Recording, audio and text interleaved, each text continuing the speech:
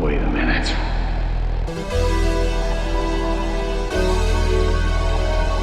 This isn't my world.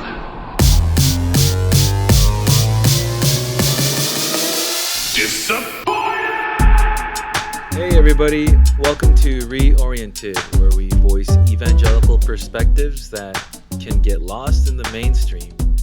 And maybe especially now, a time where many things are getting lost in the mainstream. We do have a special episode for you guys, just to talk about the recent happenings. A lot of chaos. Obviously, I know a lot of people are confused, angry, frustrated, scared. And just to give you a little bit of background, just in the past few months, there have been three highly publicized and highly grotesque and disturbing deaths. Ahmaud Arbery was shot and killed while jogging. Breonna Taylor was also shot. She was shot by police officers in her own home while just relaxing. She's actually an EMT. And George Floyd, as I'm sure all of you guys know, who was killed by a police officer by means of asphyxiation through the police officer basically pinning George Floyd down with his knee on his neck for many minutes. I think it was like 9 minutes straight or something like that, and repeatedly telling the officer he can't breathe until he basically just died in the middle of a crowd. And the nation is outraged. I think many people have come to this a very shocking awareness for the first time for a lot of people, or at least in a new way of the brokenness and inequality in our nation. And it feels like our nation is on fire and everything feels crazy. And so, obviously, guys, we are by no means experts on this topic. We're not going to be talking today, acting like we know everything or we know the experiences of our Black brothers and sisters who are hurting. But we do want to talk about this, and we do want to even process this. This is our first time talking about this together, actually. And I think what we hope will happen as we just talk and share is that we do provide a perspective, hopefully that is maybe lost in the mainstream, so to say, or it's not as heard, that will be relevant, hopefully helpful, and most of all, hopefully biblical in a way that can actually really guide us well. And also just hopefully this helps you as you may be processing through some of these things, to hear us talk about this and again, process on our own as well, as we kind of share our own frustrations and thoughts on the matter. So obviously this goes, there's no need to even say this officially, but our hearts are for the Black community, Black Lives Matter, and we hope that this can be a step towards, especially the church, engaging actually in these matters that the Lord cares about a lot. Yeah, that's well said.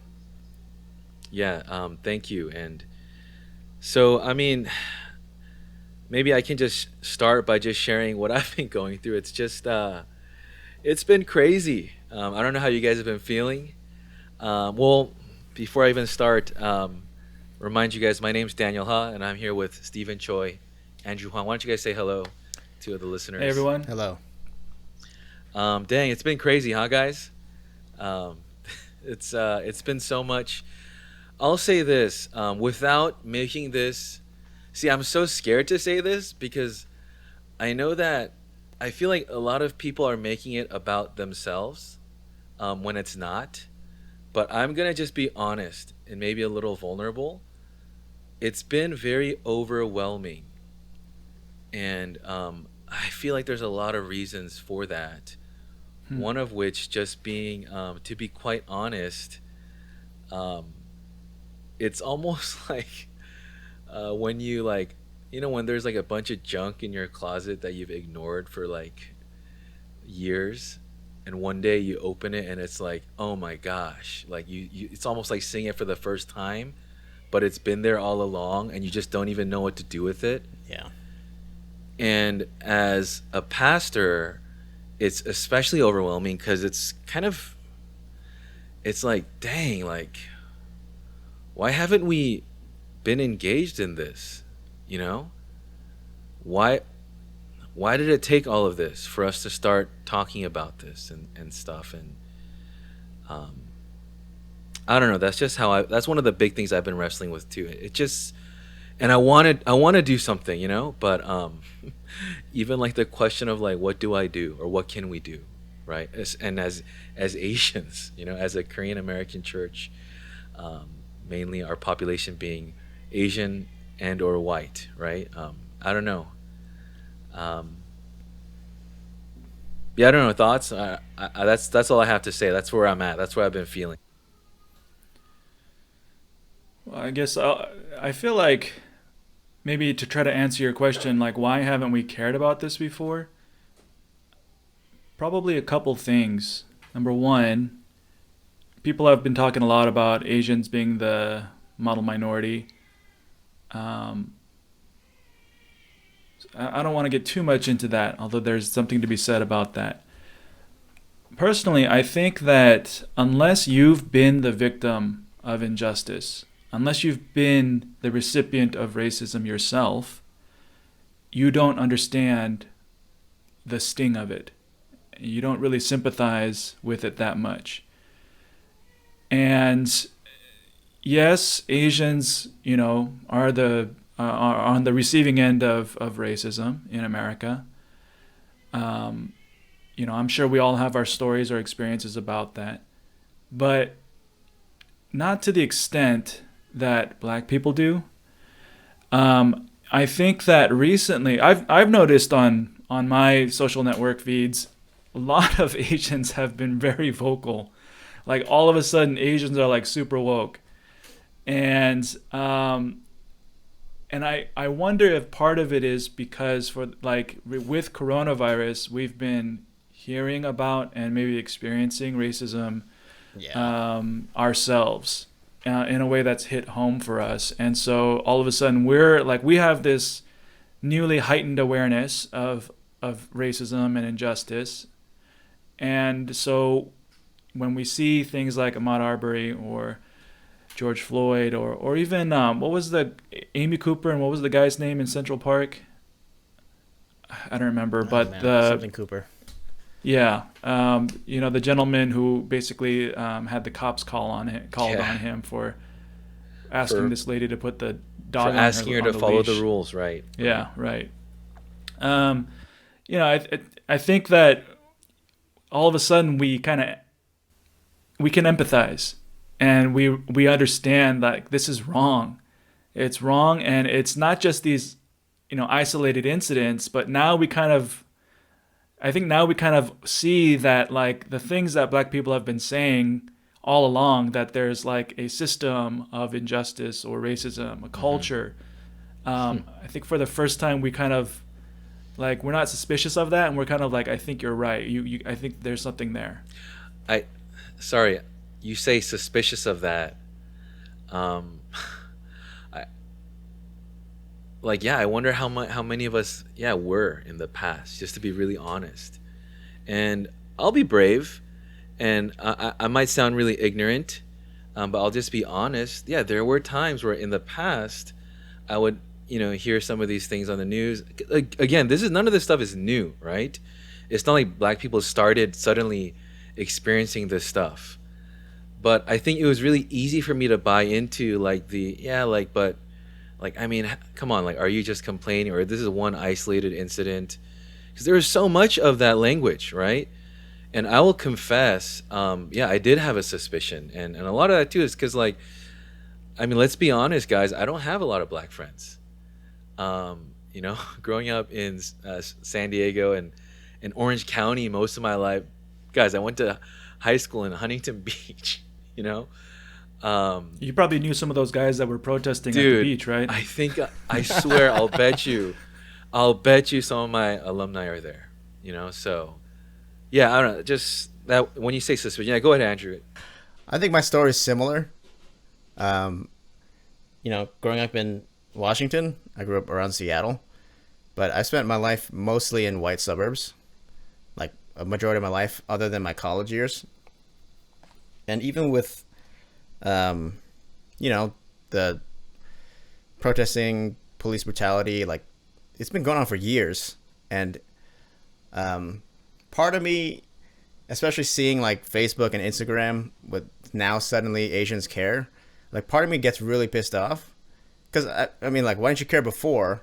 But I'm saying that as someone who maybe cared 2-3 years ago. And so it's not even like I'm woke.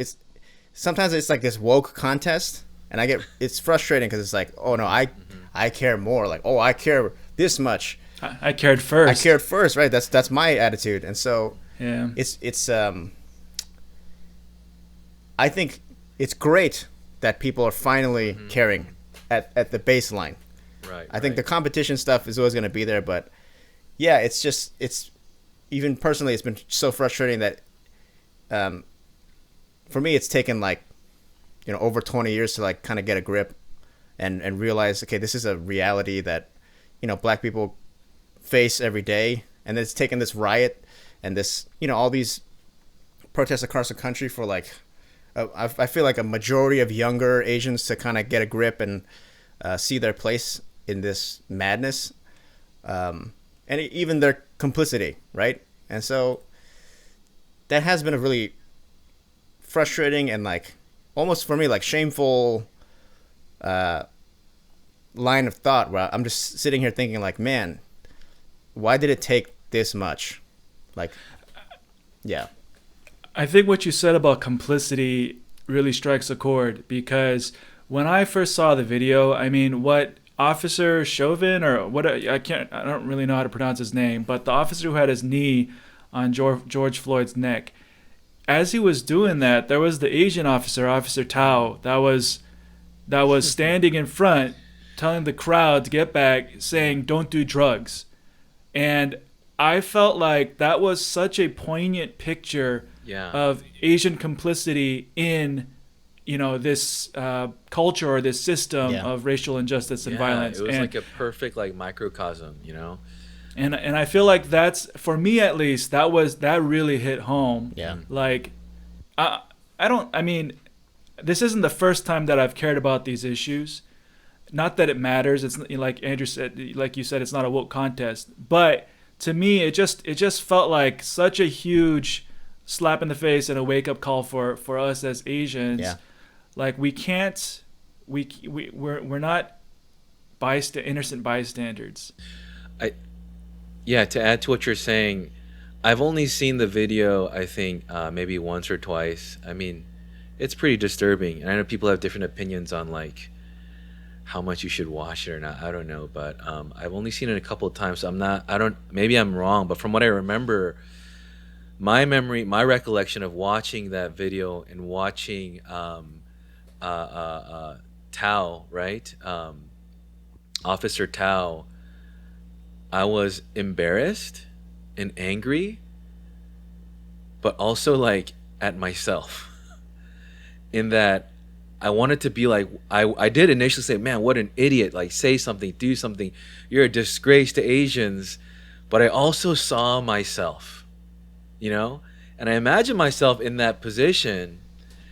And I want to say, as a Christian, of course, I wouldn't have allowed that. And I think I would. I think I can confidently say that. But there's another part of me that's maybe would have been like very scared too, And I felt like he was scared. That's what I remember. I felt like he was afraid to I felt like he knew what he had to do, but he was also, when people are scared and they get mad, I see that all the time, right? That's what I kind of saw. Maybe I'm not remembering it right, or maybe I'm just like projecting too much of myself onto it. But I mean, that's just what I kind of thought when you shared, Stephen. It's like, yeah, before we even demonize the guy, it's like how much of ourselves is in that situation, I would add we should see ourselves in the situation, and then demonize them. I still think we need to demonize ourselves. Right. And not just be like, policemen are bad, or specifically Asian policemen working with the whites are bad. But I gotta be honest too, like, this happened with Virginia Tech as well, and this is gonna sound terrible, but I'm just gonna say it. Like, when I heard about his death, George Floyd's death, in my mind I was like, oh, they're probably all white, right? They're probably all white people, white officers. And then the minute I heard, oh, one guy's Vietnamese, I'm like, oh, dang it, one of ours. That went through my head. Like, why did he have to be Asian? Right? It's almost like we could have been clean from this situation. I know that's terrible, but that's the first thought that went through my mind. The same thing happened with the Virginia Tech massacre, where we found out the guy was Korean. I was like, oh man, he's Korean. Now Korean people they can have mental problems and do big violence. So it's like almost like, oh, not our community. Like, oh, it's almost like it's inconvenient if it includes us. It's better. I'm great at demonizing white people, but just the inclusion of the Asian is like, okay, it's something that's like, it was poetic, right? We're part of this. We can't be outside of it. I want to comment a little bit, and I think what I'm seeing online is essentially, almost everyone says that the death of George Floyd, no matter what ethnicity you are, whether you're pro-police or anti-police or whatever, it's like everyone's saying the death of George Floyd was wrong. Yeah. I think, some people are saying Black Lives Matter, and then I see a ton of people saying all lives matter. Do you really see that still? That's so... Yeah. Wow. No, it's at least in the things that I've been seeing, it's all over. A lot. I mean, like I don't know how to, like, normal people, if that makes sense. Normal people, for the most part, white, but like I've seen posts like that have been shared very widely, like on Facebook, for example. Yeah. And people will say Black Lives Matter, and there's a white person that says all lives matter, and then tons and tons of likes on that comment, and then like an Asian person jumps in and calls them a name, and I think that there's like a ton of name calling going back and forth, and a ton of demonizing on both sides. Like, maybe the woke people are like demonizing white people, and then maybe conservative whatever white people are demonizing the looters and the protesters. Just to talk about like complicity and whatnot, to me, living in Asia, it's super clear that racism is not unique to America. It's not unique to white people.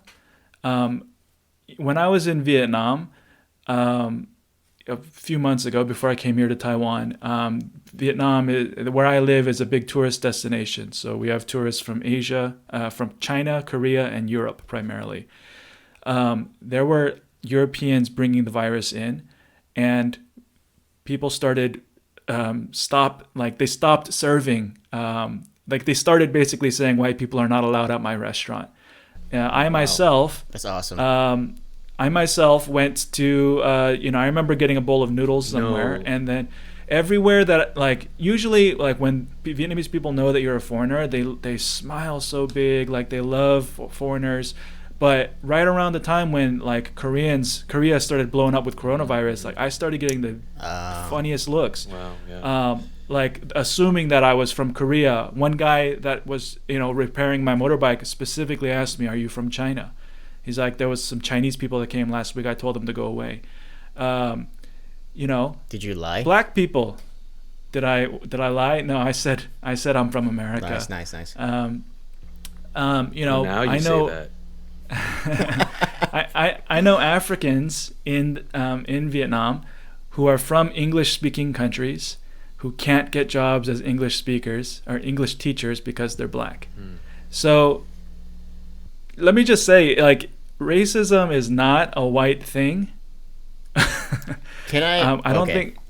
Yeah, racism is not isolated to a certain group of people. Yeah. And I think that we need to make clear that racism, no matter where it comes from or who it's directed to, is wrong.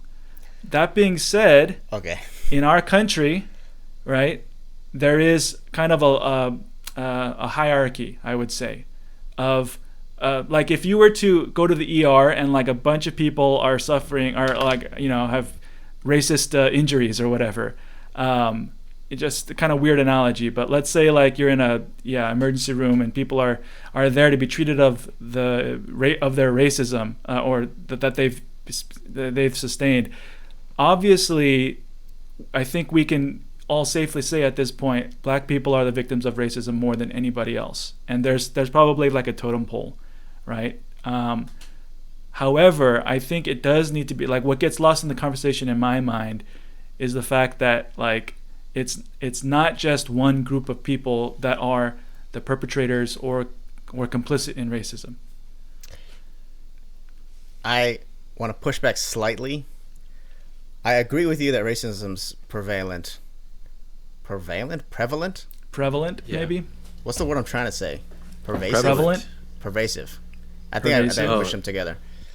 In all cultures. However, I don't, whatever. But like, I think white racism is a specific, potent brand of it that we've exported throughout the world. The reason why I say this is because America has this crazy history of, you know, pretty big race incidents, at least in the past, I don't know, in recent history. And that, because of Hollywood and the amount of media that we produce, and, you know, we have the kind of the global stage in a lot of ways, I feel like that type of racism was kind of like exported or like, you know, visible throughout the world. And so I get that other countries have it. I think even when it comes to, this is not to excuse Asians, but I feel like the ways in which Asians are racist is very related to how white people are racist. We jump on the same bandwagons. We say the same talking points.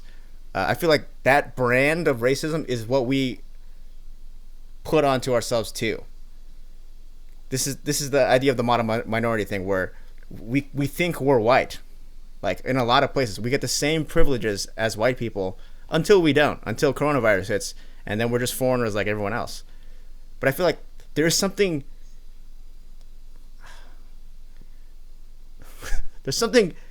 insidious about specifically the white racism. And you can, I mean, this is historical, but like the white Jesus, whitewashing history, you know, the victors write the history. And I feel like this is, we can go back to Europeans, but like there's something else. There's like it's like a different kind. Yeah, I mean, I don't know how much of that I agree with. I think you have a point. I know that we're much more familiar with as you said, the white brand of racism as a product of the fact that we live in America. We don't talk about things like in China, they're detaining 1 million Muslim Uyghurs in concentration camps. Yeah. You know, I mean, it's not like there aren't systemic things that are going on around the world. We're not aware of them because we're not woke enough. Yeah. I think I heard you saying like, it's not, we don't have to focus on white racism, but all racism around the world. I feel like that's not helpful in the current situation. So I wouldn't necessarily wrong. Yeah, I'm not saying that that's the case. What I'm saying is this: racism. We should demonize racism. Yeah. We shouldn't demonize. We should not like allow, as Christians, I don't think we should allow kind of the prevalent narratives that are out there to basically whitewash anybody's racism. That being said, I do think that in the narrative that we see going on, in the conversation that we see going on right now in social media or whatever, the people that I see that are still they still don't get it, typically do tend to be white. So I'll just give you an example, and if I am slandering this person, that's not my intent. But I'm just going to tell you a story of kind of how I was processing this thing. I mean, this is so confusing. It's such a confusing and chaotic time. Yeah. And I've been trying to figure out, like, well, what is the Christian response? How ought we to be responding? There are people that are, there's so many different voices. And so I was thinking, like, I wonder what local pastors in Minneapolis are saying. And then obviously the first person that I thought of was John Piper. His church is not far from where this happened. Oh no, he's not like Piper, man. He's Piper's like my the boy. dean. You can't touch No. Reformed Jesus. Let me preface what I'm about to say by saying he's the dean in some ways of American pastor. He's like our as close to Billy Graham as you can get for our generation, and preeminent theologian, Especially and for Andrew. preeminent theologian, and not the three of us will never be the type of man or pastor that he has been able, will never have the impact I don't know. that he's had. That being said, like, he wrote a prayer for the situation, like in response to the situation, and it was beautiful. It was theologically correct. He mentioned George Floyd and his family, the prayers for the city of Minneapolis, prayers for the police, just basically covered the angles, but he didn't mention systemic injustice or racism against black people at large. And at first I was like, wait, did I misread this? And it wasn't really in there. I mean, he mentioned it maybe tangentially, but not to the same degree of attention that he gave to all these other dynamics that are at play. And I was a little bit shocked and quite honestly disappointed, because it's not his theology that's at fault here. I think maybe if there's anything that's kind of missing, it might be just his perspective, his insight maybe into the black experience in America. And I'm not saying that the three of us are experts. We're super privileged in and of us, on our own. But I just felt like I think that's what I see going on for people that kind of still don't get it, is unless you've been in someone's shoes, you just don't get it, just like us. Yeah, and you said that you're not saying that we're the experts. I mean, if anything, it's completely the opposite of that. 'Cause we read Piper, dude. Right. You know what I'm saying? We read all those guys. We studied them. We learned from them. And now it's like, oh my gosh, like we thought they knew everything about everything.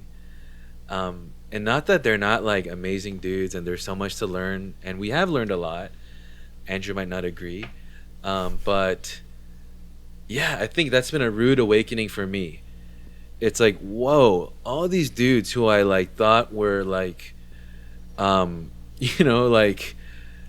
like so tight with, I mean, they are tight with God, but you know what I'm saying? Like the gurus of our faith, and like they've got everything figured out. Yeah, but seeing that in certain ways, they're like really, for lack of better word, just say they have such a narrow perspective on certain things, was very jarring. I remember, I mean, Stephen, you and I talked about this when Wayne Grudem came out and like very strongly supported Trump. Yeah. In a way that was like, I'm not saying you're like evil if you support Trump, but it was like excessive, and it just seemed very out of touch. And I was very shocked by that, because when I was in college, it was a trend for young Korean Christians to carry around Grudem's systematic theology, because he was the bee's knees. He knew what was up, but it's like, what the heck? Yeah. So that's why I'm saying, look, like these guys, they know more than I'm ever gonna know, and it's not their theology that's necessarily, it's not their knowledge of the Bible or their theology that's the problem. I think it's how to apply that to the world, or even to how do you like awareness of kind of how it should be applied, in because of the situations on the ground. Mm-hmm. And I wish that they would. I wish that they could just be like, yeah, we don't know those things, so like we're even willing to listen, Yes. And that would be so much better. And it's okay that they don't know. So I think that's what I'm learning is it's okay not to know, as long as we're willing to listen and learn, right? This was, I don't know how much we can go into this, but there was a point where Lecrae and had left the whole circle, the whole reform circle, and then did his own thing. And he wrote this long article about him versus this. like white evangelicalism. I remember this. Right? And he used white evangelicalism. And guess who responded in a disappointed tone?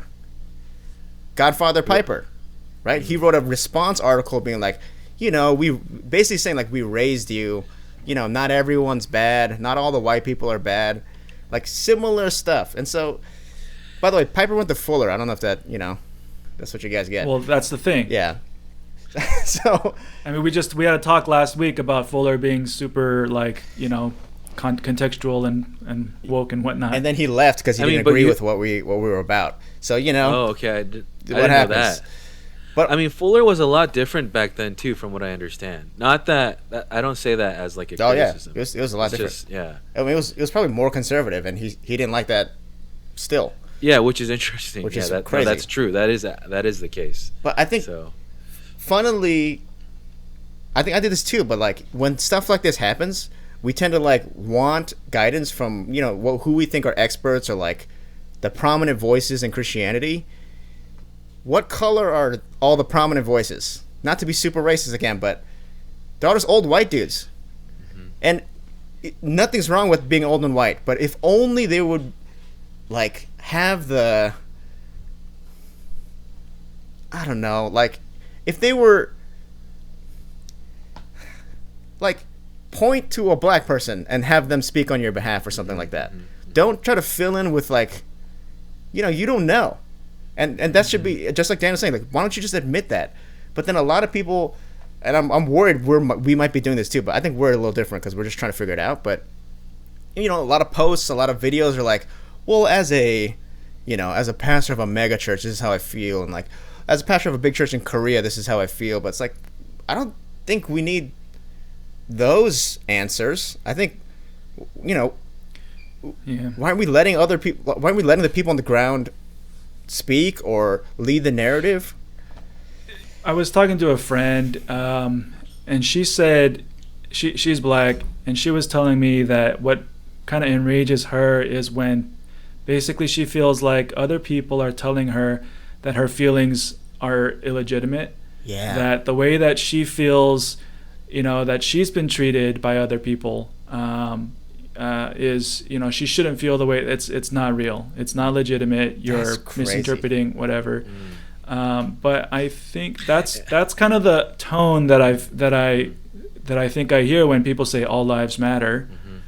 It's nobody disagrees that all lives matter. Get out of here. But it's just we want to point out that there is this problem of systemic racism against black people, that black people, especially those that live in black neighborhoods or areas of poverty, like they get dealt with by police in ways that the rest of us don't really have to worry about. And I've read articles that say like statistically, like it's not really a racial thing, it's really an income thing. If you're in a poor white neighborhood, you'd be treated the same way statistically speaking. Okay, I don't really know. But to say that, like, okay, for the most part, Daniel, you say you don't know that many black people. Andrew, I'm not sure about you. I mean, for me, like, I grew up in Orange County too. I had my two best friends were black, but even then, it's like their experience was living in Orange County. Like, how many of us that live in the suburbs know black people that live in the hood? How many of us have been to South Central? We, for the most part, we all just hang out with people that are just like us. Yeah. And how can we speak so authoritatively about other people's experience? So I do think that that's something that we are guilty of. I think maybe Asians are realizing that we should stop doing that, like during this time for various reasons. And unfortunately, the people that I see that, still don't get that, yeah, they do tend to be white. And I'm not saying that. I actually think that we should sympathize a little, greatly. And I'll just say this, as Asian Americans, we're kind of getting more, aware of this stuff. We're more woke or whatever. How woke are our parents? How woke is your senior pastor if you go to an immigrant church? What did they talk about yesterday on Sunday?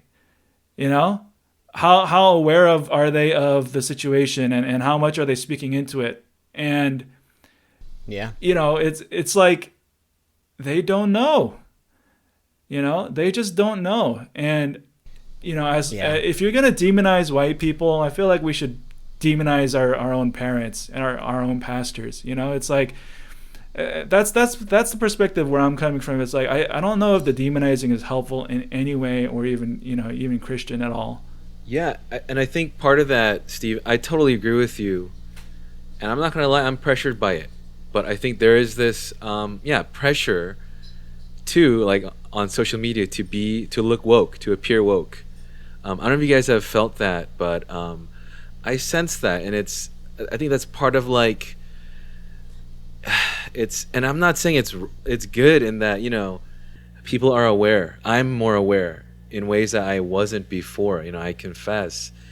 But I think there is like a lot of pressure to just, to appear woke. And I think with that comes like you said, demonizing people. And I like what you said, Andrew, where it's like the demonizing isn't wrong per se, as long as we know that we are guilty as well. Right. And let me just ask you this. It's like, we're seeing all this stuff on Facebook and Instagram. Like, I challenge somebody to show me what's going on Kakao Talk, Kakao Story, or Line, or WeChat. You know what I mean? Like the social media platforms that our parents use. Like, I'm speculating, okay? But I would be surprised if there's the level of awareness or concern among those communities. I mean, generally, definitely not, right? Definitely not. So,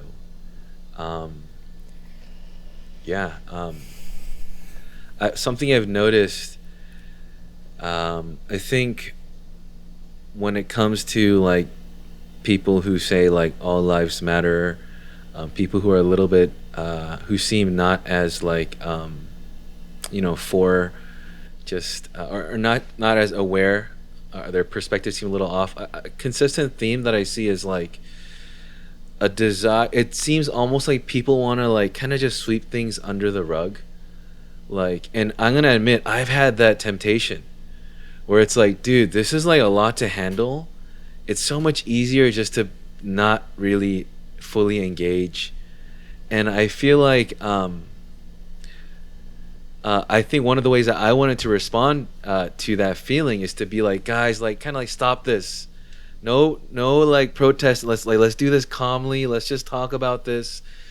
And I think there's a lot of talk about that. I don't know if you guys know, but there's a lot of controversy on how much you're for, like, the protesting. Obviously, no one wants to see, like, people's businesses being ransacked and stuff. And there's a lot of terrible things happening that are inexcusable. But maybe your thoughts on that, because that's an interesting, like, kind of side conversation that's almost taking over the conversation right now. If you guys haven't noticed, any thoughts? I think that's the point. If you get people talking about how to protest, the original meaning of the protest doesn't matter anymore.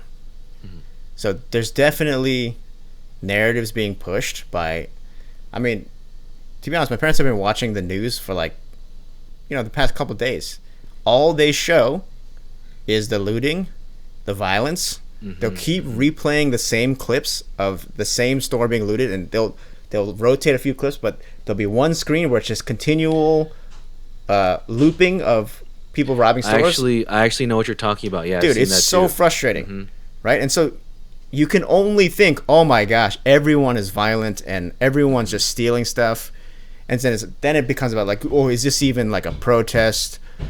So that conversation, I mean, we should have it, but I think it's like it's become this distraction.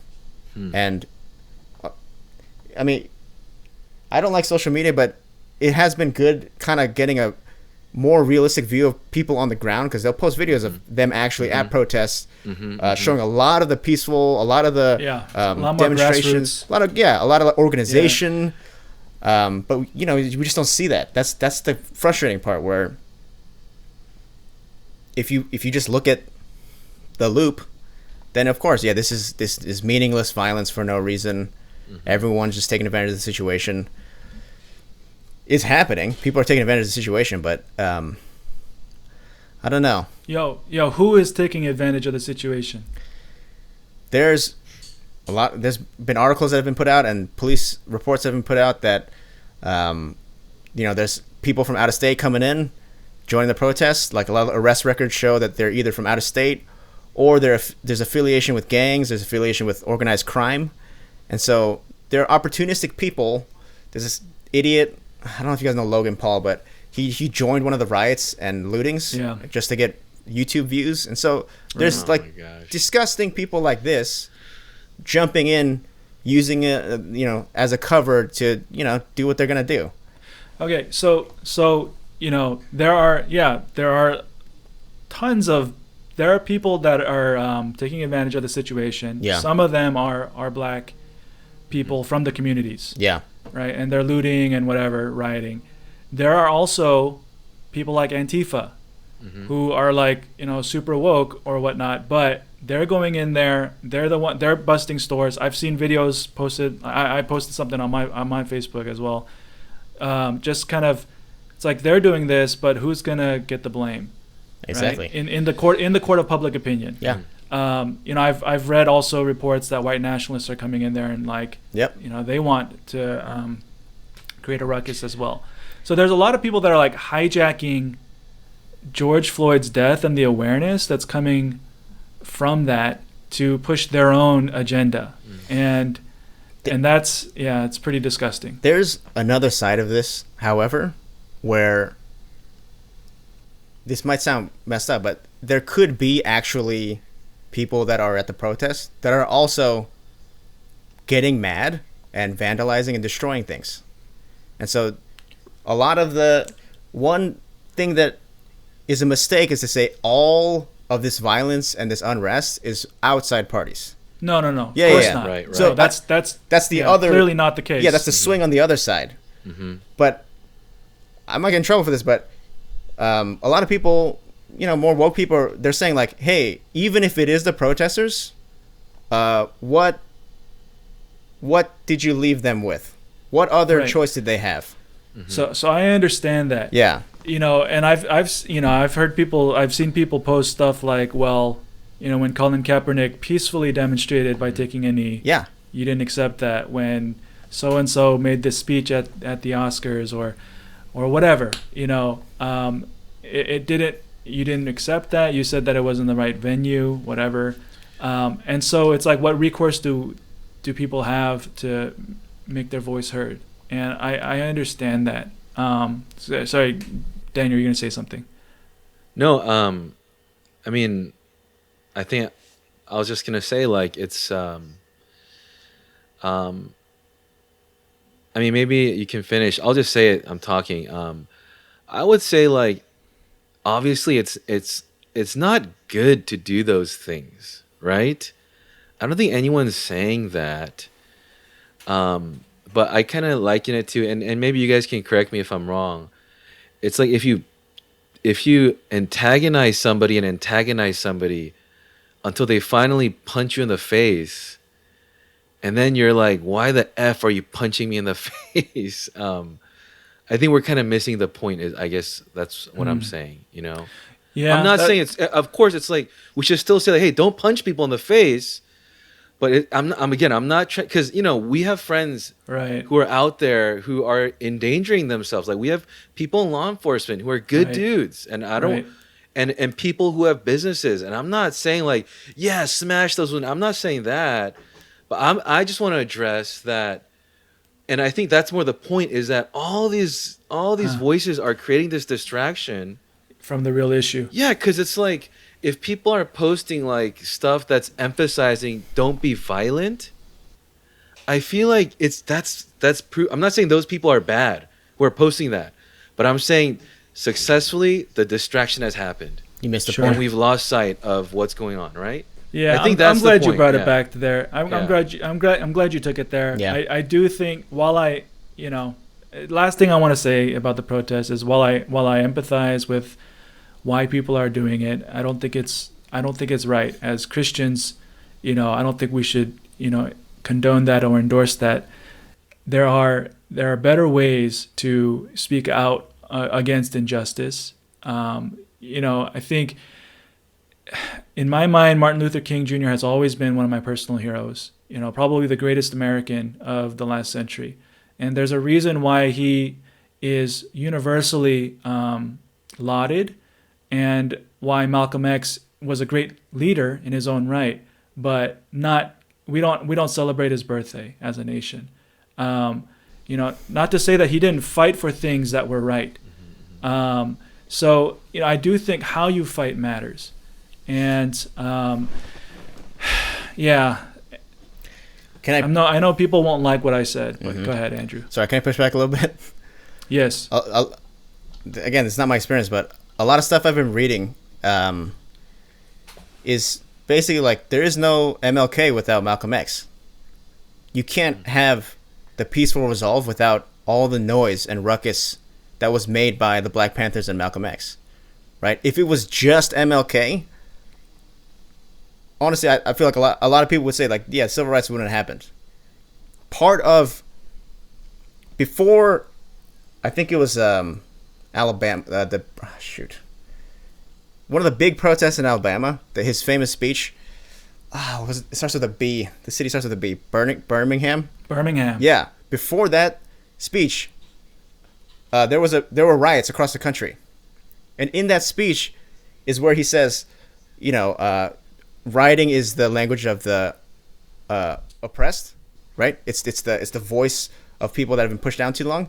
And then in the next few sentences, he's like, if there's no justice, if there's no peace, right?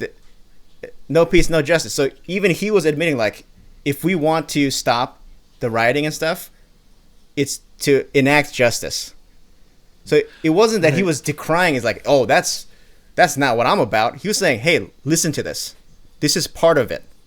So it was almost, obviously not an endorsement, not like a call to arms, but he was saying, hey, this is what happens, right? And this is why we need you guys, politicians, to fix what's going on. So it wasn't even either or. It had to be both, which is messed up. But again, when you corner people like that, when you for hundreds of years, given the short end of the stick, I don't know what other recourse is there. But I think it's good that you differentiated.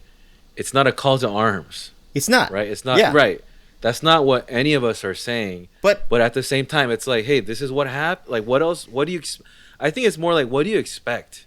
I think that's kind of like my perspective. Is like, so yeah, I guess it's like sin begets sin, right? Like, what do you expect? I think what makes me a little uncomfortable, not that you guys, it's for you guys, but when I hear the rhetoric of like, it's wrong, right? We as Christians think it's wrong, makes me think like, no, they're not. Like, it's almost like you can't really say that. I think that makes me a little uncomfortable because you're like, oh, you guys are all morally wrong. Mm-hmm. But confusingly, I don't think they are. Right? The people that are genuinely frustrated and angry about it, I think, hey, that's what you got to do. Not that's what you got to do, but something to that extent. It's like they've been pushed to that extent, basically. Yeah. And to not that you guys were condemning them, but sometimes I hear Christian leaders condemning these people. You're like, hey, you're. Well, I definitely think that if that's all you're condemning, yeah. then you've got the wrong perspective. Exactly. I think that's a Yeah. great way to put it, because that's Yeah. really like, from at least the Christian side of things, that's what I hear mainly.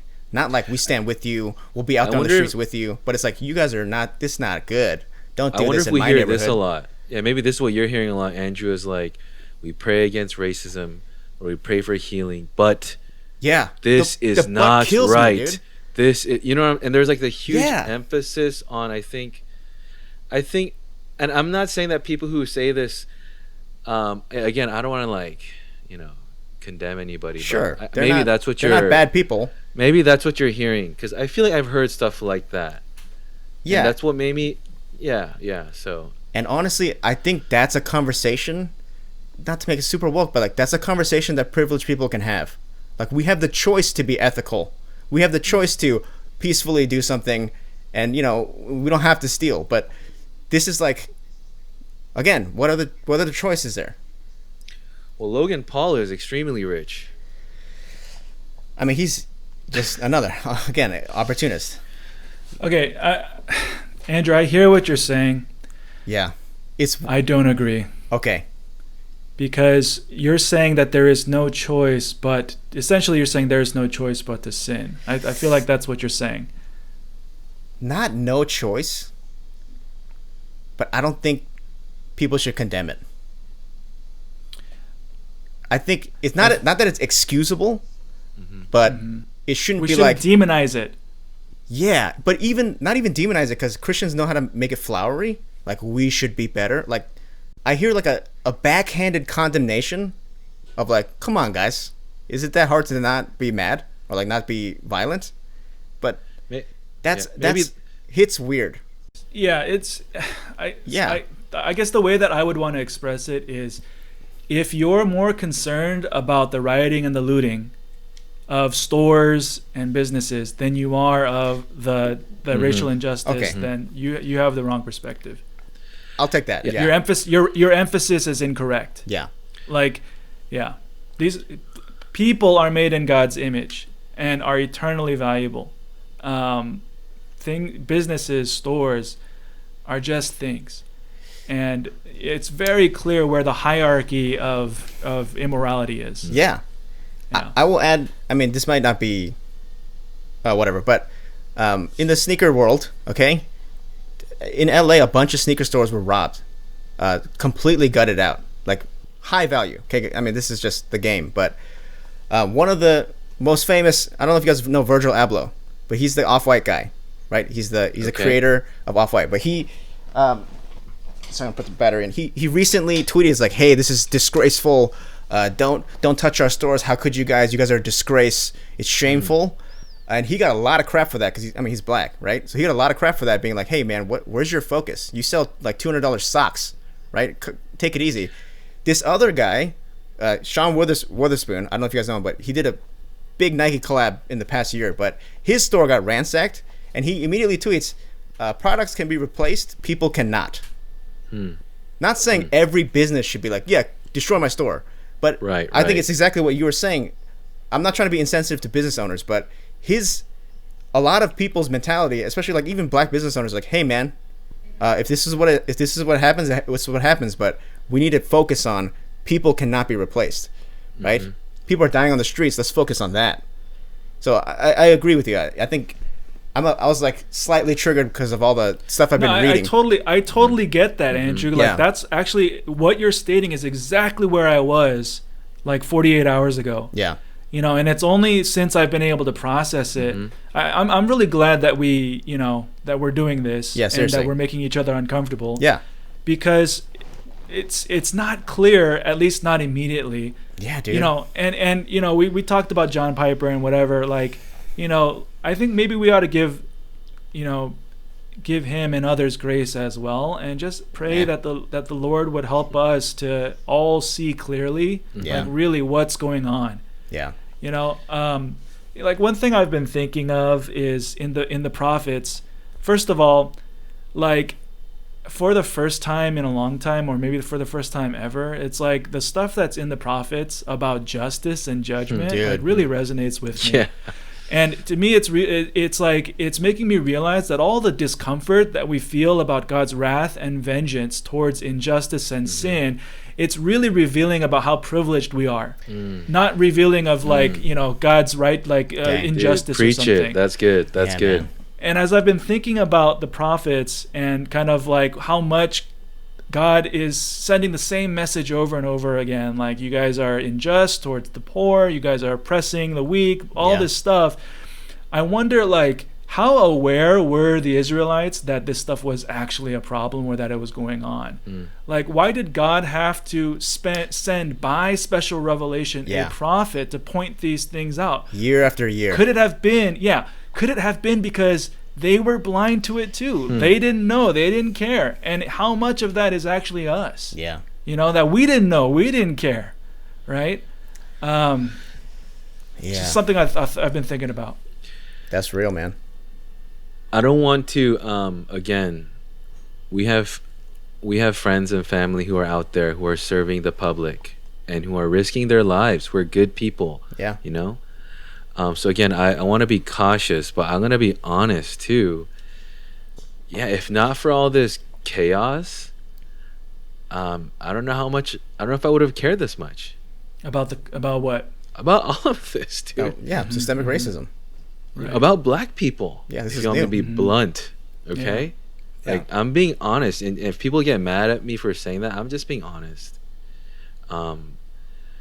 Obviously, I'm not like trying to be racist, or I wasn't trying to be in any way. It's just when it doesn't affect you directly and you're living in comfort and relative privilege, it's easy to just not care. Right? So I think we do. I think we're all on the same page, guys. Anyone who's listening, to clarify, we don't want to see violence and destruction, but at the same time I think we should be cautious of how we address this issue and really not get the priorities mixed up, or the emphases mixed up, right? Be slow to point the finger. Because that's so easy online when we're not even part of it. Guys, I think Stephen, like you said, I'm really glad we could talk about this. Is messy stuff, and maybe that's one of the things that we need to admit. And I think it's helpful is just say like, hey, this gets a little messy. Yeah. But let's not shy away from it. Yeah, it's not comfortable. It's not clean. It's hard to wrap a pretty little bow around it. Yeah. But let's not make that or cause us to avoid it, right? That's good. Which I know we are tempted to do. I'm tempted to do that. Same. So I'm thankful for this time and this talk. I think maybe if we can just wrap it up. I want to ask you guys a question. What words, as pastors, now this is more to, this is where we do maybe have a little bit more say and authority, or I don't know if we actually do, but we're supposed to. Just to, we're all connected to church families. What are some words of encouragement, and even like maybe to challenge our people, or any just last words you want to say, especially to the church? I'll let any of you guys, if anyone's ready, go ahead and take it away, whoever wants to start.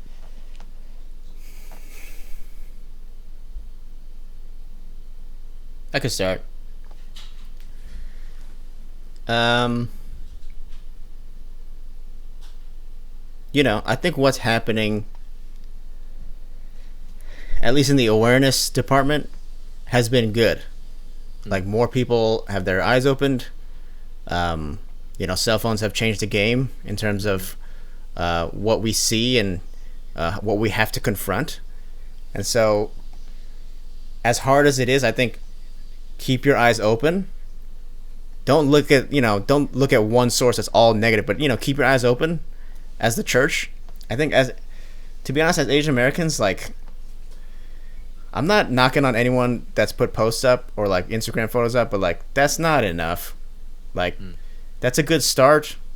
I don't think we can pat ourselves on the back. Even this podcast, like, I don't think we can be like, oh, we saw, everything's cool now, right? I think, if anything, we really need to figure out ways to support the Black community very realistically, financially, even if it means like going to the protests, even if it means cleaning up after the protests, like, tangibly, let's try to mobilize something. Because, again, there's just a lot of talk these days. It's worthless. It's worthless. Just like, I mean, God's not going to, at the end of your life, be like, hey, how much do you know about the history of Black America? I don't think he's going to ask us that. I think he's going to say, hey, what did you do about injustice? What did you do about your literal brothers and sisters? It's not like figuratively we're brothers and sisters. We're literally made new into this new family. They're our brothers and sisters. What did you do about their plight and their pain? Did you just sit and watch? Did you take a selfie and then say Black Lives Matter? Like, what did you actually do about it? And so, I know that's going to look different for everybody, but that's needed more than anything now. Talk is cheap. And it's ironic because we just talked for an hour, but I mean, it was helpful for me. But eventually, we need to come to a point where we do anything. So, I mean, that's what I would say. Thanks, man. I guess it is messy. It's we're all processing this as we go along. Andrew mentioned going to protests and speaking out and doing something, being helpful in some way. I just read a post by Barack Obama this morning, and regardless of what you think about him, I think he made a good point, which is that a lot of times when we think about politics and we think about elections, we are only focused on the federal offices. And yes, he said basically made the point like, yes, those offices are important, but where you're going to have the most power to make kind of structural change is at the local level, by voting in, that's big. Police commissioners, DAs, basically people that can actually make a difference locally. And so elections are coming up, and I would encourage believers out there to get engaged. There are Christians that are quite engaged in politics, as we know. And, I think as Asians, we tend to be somewhat removed from that process. So that's one thing I would say, for many of us, we just don't know what to think or what to do. There is one kind of political group that I really appreciate. I'm just starting to learn about them. They're called the AND campaign. And their whole point is that progressivism or conservatism should not dictate our politics as Christians. Our politics need to be governed by both Christian orthodoxy, in other words, right belief, as well as Christian orthopraxy, and things like social justice and concern for the least and the marginalized and things like that. So maybe worth checking out for you guys. That's good. As I'm also kind of learning kind of what is how can we participate in this sphere. We'll leave the link below, so please check out these resources. Yeah, guys, thank you so much. It was awesome talking with you, learning together, processing together, and I hope that we as a church can continue to do that, continue to listen to our neighbors who may be in need, who are in need, and it's just my hope and prayer that our church, our churches, not only our local churches, but the church, would really be a blessing of God's love and healing through the gospel to our communities, our nation, and to the world. So, thank you guys for tuning in. We love you guys all. If you want to talk to us, if you want to connect with us, you can check us out on our Facebook, which is reoriented.show. And if you want to even email us, we're just at reoriented.show@gmail.com. So you can do that too. And we'll provide all the links below. We're going to provide a link to the AND campaign as well if you want to check that out. I think that's going to be a really helpful resource as we continue in this journey all together. All right. Love you guys. Have a great time. Until the next episode, we'll see you.